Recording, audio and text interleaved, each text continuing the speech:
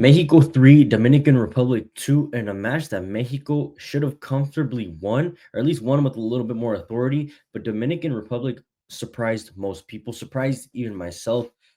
Yeah, let's talk about it. Before we get into everything, make sure you guys subscribe, like, check out all the platform links down below. Hello, welcome back to another episode of Football. I'm your host, as always, Gerardo, and let's talk about this match that was tighter than expected. Dominican Republic that came out swinging. They never gave up in their fight. They never stopped fighting and pinned back the Mexican national team in a lot of moments of the match. They outplayed the Mexican national team in many moments in the match as well. They had some ballers. Looking at that right winger, Pedro Gonzalez or Peter Gonzalez from Getafe, he had both defenders on skates. Gallardo, Jorge Sanchez, if he was switching sides, he had them on skates. They could not keep up, making everybody in the defense as well. Like that bro was nasty. Bro was nasty the whole match. As for the Mexican national team, I think maybe they came out a little bit complacent the first half. I mean, we didn't really see them score up until the 44th minute from a set piece. Edson Alvarez getting on a good header, which was deserved. I mean, they had possession of the ball, but lack of quality chances throughout most of the match, really. But just looking at the first half alone, I think the Mexican national team just came out soft, very soft, no intensity, maybe kind of thinking that, or at some point they're going to give us a goal, which is what happened. The first goal going into the second half, and they got a second goal. It was You would have thought it was cruise control for the Mexican national team, but honestly, starting from the get go, the lineup that Aguirre puts out, it wasn't a bad one. It was honestly the best that we had in this moment. We saw Malagon, who hasn't been that convincing once again in this match. Just doesn't convince me at most. Really, just doesn't. I mean, he doesn't fill me with confidence at the back. Then we have Jorge Sanchez and Jesus Gallardo as our wingbacks, the same wingbacks that have been getting cooked for years in the Mexican national team. Reyes and Montes. Montes was a standout performer. Honestly, he was probably one of the better performers in this match. But Reyes honestly let me down. Right center back, I thought he was going to do a lot better. We saw against Turkey, he stepped up. Like, he took two steps forward in that match. I thought he could have easily replaced Cesar Montes at some point, but after the match against DR, it looks like he took another two steps backwards. So very disappointing. He came out in the first half, or he came out in the second half, and then going to the midfield, Piojo, Lira, Edson, and Orbelin Pineda. Pineda, who off of the bench, he's always a spark. From the start, he's very inconsistent, and I think it has to do a lot with him at club level too. I mean, he doesn't really get the start that often at Athens in Greece, um, especially this past season. But yeah, I mean, in the last match against Turkey, he was the best. He was the best player. Obviously, scored the winning goal. In this match, you would have thought he was going to run the midfield a little bit more, taking that step forward. But I mean, really did not do anything. Did not show up. And I don't know if it was because he was not in his best position, or maybe just Dominican Republic. They didn't really give him too much time on the ball. There was a lot of times he was flopping on the floor, getting fouled. So it could have been a little bit of that too. Edson was honestly the man of the match for me. Had an assist, had what could have been two goals. Really, it was just one goal. The other one came off of Cesar Montes' head. But Edson Alvarez, for me, has to be in the midfield. I know a lot of people want him to play right center back, um, especially right now that Johan is still coming back from injury. But realistically, Edson's best position is in the midfield. Yes, he's played center back many times, from America to Ajax, even in recent times with West Ham, but he just doesn't look the same. At least maybe he just forgot how to play as a center back, but he just does it a lot better in the midfield, because we saw once he was dropped to center back in the second half, the Mexican national team looked poor in the middle. Lira, uh, it was a discreet game from him. Wasn't his best game. Wasn't a bad game either. I think he just passes as well. And then Piojo, he had like one chance maybe throughout the match. Played the whole 90 minutes, but there's just something from our wingers that's missing, and I think it's just some directness, a little bit more lethality going forward, making the right decisions. Piojo is one of those that suffers that. And then up top, Santi Jimenez and Raul Jimenez as well, linking up. We're great to see them, link up in a proper footballing play. Out of the three goals that we scored, only one was from open play. Two of them were set pieces, and that one was the one where Jimenez's linked up, and it's great to see them get that chemistry. That's why we want to see both of these players consistently get minutes together up top because they deserve it first because of what they do at club level. Secondly, we need to build that chemistry because these are the best strikers. These are the best strikers that Mexico has to offer. Even looking in world football, these are some of the best, at least top 50 in the world, maybe. Um, but these guys definitely can make an interesting partnership, and they need that chemistry heading into the deep into the latter stages of the Gold Cup and then looking at the World Cup as well. But overall, I mean, this team didn't impress me. Like I said, it was a lack of authority for the match, and I think maybe we all underestimated the Dominican Republic. When we think of the Dominican Republic, we don't think football. I mean, their league just created about 10 years ago, so yeah, we don't attribute them with football. Obviously, when you think DR, you think baseball. And that's just no disrespect to the Dominican Republic. It's just the league is still growing. Their national team is still growing. We know they have some ballers, Junior Firpo, Mariano Diaz, who at the moment is without club, but used to play for Real Madrid. And now they have a few crown jewels in their box right there. I mean, we saw Peter Gonzalez. Like I said, I think he was the best player. If it wasn't for Edson Alvarez, and maybe if Edson did not play this game, Peter Gonzalez would have been the best player on the field. Just the way he was just so threatening every single time he got on the ball, always made something happen, and clinical, of course, in front of goal. And then Ascona, who also got the second goal, making the game a little bit tighter for Dominican Republic against Mexico. Crazy because he's not even a first division player. He plays for the USL. That's basically like like the second division in US soccer. Plays for Las Vegas Lights, and the fact that he was able to take on Jorge Sanchez and two other defenders. I think it was Edson, Montes, and Sanchez, like 3v1, and he still took him on, got a shot off. It was a little lucky deflection over Malagon, who was already kind of going to the floor. But I mean, impressive nonetheless from this DR team. And I think that's the biggest thing I want to touch on. Not the fact that Mexico, I don't want to, como se dice, menospreciar, like underestimate what the DR did. They deserved, at least a draw. Realistically, they deserved at least a draw. Mexico, they didn't step up. They like we saw in the Turkey game, they took two steps forward. A match that was very important for confidence going to the Gold Cup. And then this match, while it was a win, it just looks like they took three steps backwards. It just wasn't good enough from the Mexican national team. A win is a win, very important.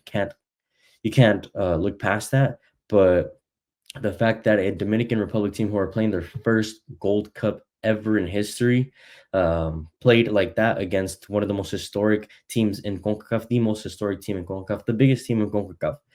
Not a good look for the Mexican national team, but a very good look for the Dominican Republic. Maybe most of us had them not even getting out of this group, but if they play the way they did against Mexico, if they do that against Suriname and they do that against Costa Rica, who on I think it was yesterday, just beat Suriname in the last minute, a 4-3 thriller. I think Dominican Republic has something interesting to build off of looking into the latter stages of the Gold Cup. Maybe not making it to the final or semifinals, but at least to get out of the group. I can see that honestly possible if they play the way they did. So yeah, the first things first is just giving credit where it's due. Dominican Republic played their match. I don't know what the media or the Mexican national team players were thinking, maybe just thinking that this was going to be an easy match. And I think we saw that in the first half specifically, just a lack of intensity, a lack of authority, very passive play, from left to right, no creativity. And I think that has to do a lot with the players on the field. While we have some creative players like Piojo, like Pineda, I mean, when they play for the national team, they just don't look like themselves. We saw other creative players come on, like Alexis Vega, who actually made a little bit of a difference coming off the bench. Charlie Rodriguez was a horrible substitute. I don't understand why he keeps getting playing time. It should have been Marcel Ruiz, honestly, who even in the press conference beforehand, Vasco had said that Marcel Ruiz is a crack, a great midfielder. Like, okay, then keep to those words. Like, stay consistent with those words. If he's a crack, like you said he is, if he played so well against Turkey, one of the top nations in Europe, then why not play him against Dominican Republic? I don't know. It just doesn't really make any sense. The consistency is what's lacking for Vasco in that sense. Quinones went up top later in the second half, really did not do much at all. And then Chiqueta and Huerta, I mean, they only got like 10 minutes max. Chiquete didn't really notice too much of him. Huerta had a few interesting moments trying to take his defenders 1v1.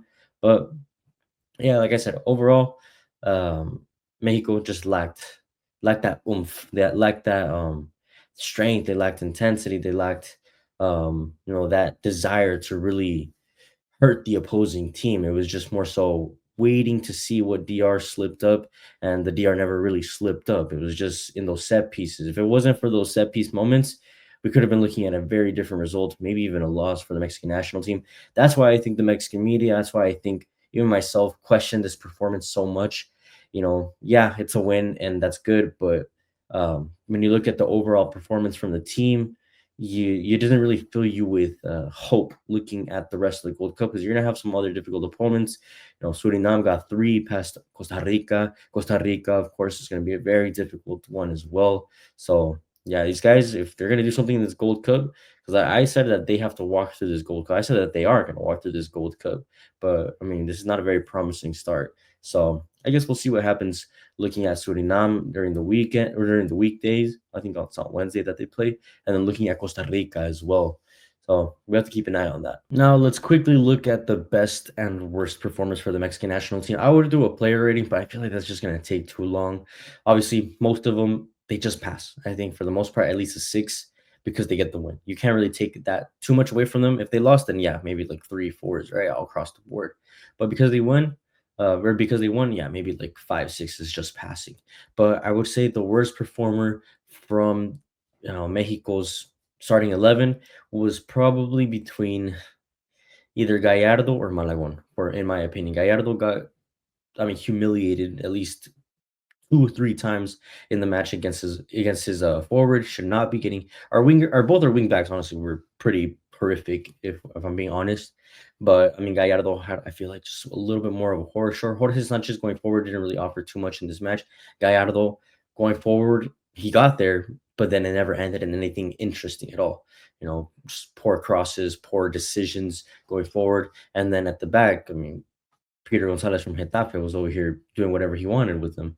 So yeah, it was just a bad showing from Gallardo. Malagon as well. I kind of throw him in there just because I think both goals would have been avoided or should have been avoided if we had just someone bigger in it. And we have Tana Rangel, but he also doesn't really fill us with a lot of confidence at the back.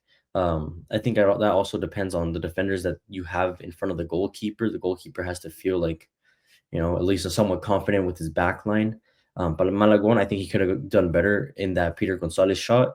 I think if he was at least 6'2", 6'4", he's reaching that, not a problem. And then in the second one, I mean, fair enough on him. It was a deflected ball, so I won't punish him too much on that one. But I feel like that's more on our wing backs, on our defenders on that play specifically. And then the best performer, I think there's without a doubt Raul Jimenez getting on the score sheet, active. He killed himself literally on the field, pressure, moving from left side to right side of the field, dropping in deep, making runs in behind. He was just all over the place, and obviously he tops it off with a goal from an assist from Santi Jimenez. So that was a great thing to see as well. And then Edson Alvarez too, I think one of the better performers. Like I said, assist, goal was all over the park. I think his performance dipped a little bit once he dropped to center back, but that's what's expected when you take a player who excels in one position, which is the midfield, and take him to a position that he doesn't play too often anymore, which is a center back. So yeah, understandably, his performance dipped a little bit towards the end of the match, but for the most part, it was a very consistent and always has been one of our consistent performers. So yeah, them two, I would think were our best players. Let me know what you guys think. Who are the best? Who are the worst from this match? What does Mexico need to fix? What players do you want to see in the next match against Suriname on Wednesday that maybe can provide a better performance looking at the rest of the Gold Cup, looking at that game and then the rest of the Gold Cup? Maybe we can get a different 11. Maybe it won't be the same 11 that we saw.